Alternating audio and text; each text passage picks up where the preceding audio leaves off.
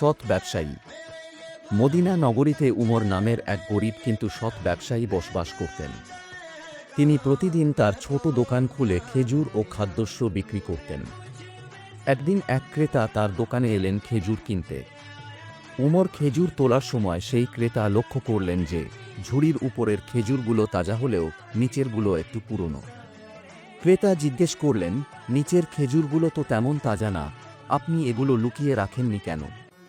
উমর হাসলেন ও বললেন, এই খেজুরগুলো আগের স্টকের। আমি উপরে নতুন খেজুর রেখেছি যাতে কেউ বুঝতে পারে। কারণ নবীজি সাল্লাল্লাহু আলাইহি ওয়াসাল্লাম বলেছেন, যে প্রতারণা করে সে আমাদের অন্তর্ভুক্ত নয়। আমি লাভ হারাতে রাজি, কিন্তু সততা হারাতে পারি না। ক্রেতা উমরের সততায় মুগ্ধ হয়ে যান এবং তিনি নিয়মিত ক্রেতা হয়ে ওঠেন।